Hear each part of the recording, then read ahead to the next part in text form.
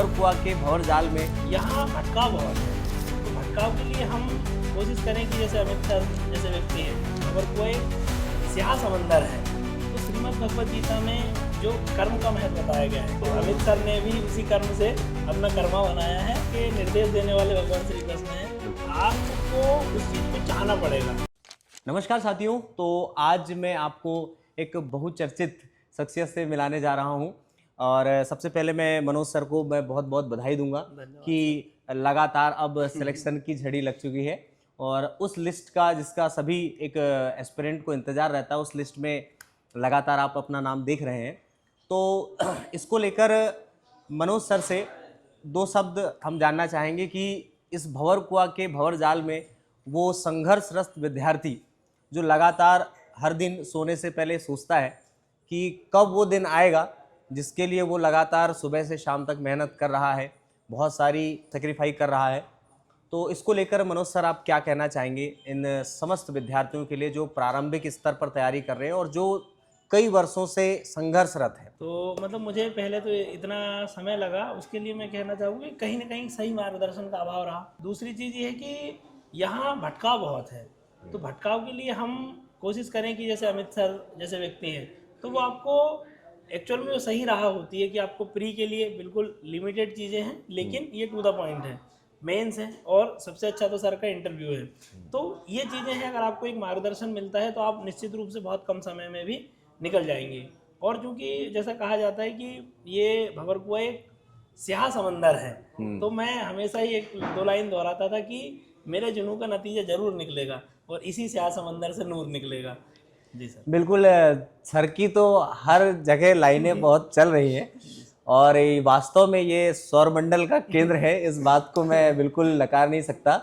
और सभी लोगों से यही कहना चाहूँगा कि आप लोगों को हार नहीं मानना है और मनोज सर के साथ में मैं लंबे समय से जुड़ा रहा और एक व्यक्तिगत तरीके से भी हम काफ़ी समय से जुड़े हैं, हमने साथ काम किया है। तो मुझे भी ऐसा लगा कि आज बातचीत करनी चाहिए और ये बातचीत आप सभी लोगों तक पहुंचना चाहिए। तो एक मार्गदर्शन का बहुत महत्व होता है, जैसा कि सर ने बताया।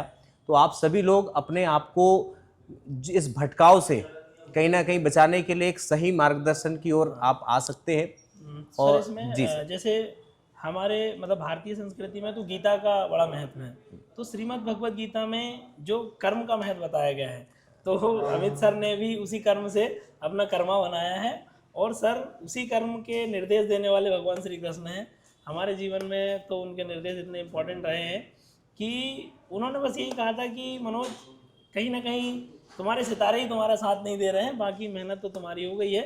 तो मुझे सर की वो लाइन बड़ी टच करती थी कि सर कहते थे कि तुम मेहनत करते रहो, बस तुम्हारा नाम एक दिन ज़रूर आएगा। तो सर ने मतलब ऐसा कहा था, तो उससे बहुत बड़ा विश्वास मुझे पैदा हुआ था कि हाँ, जब सर कह रहे हैं तो निश्चित रूप से होगा।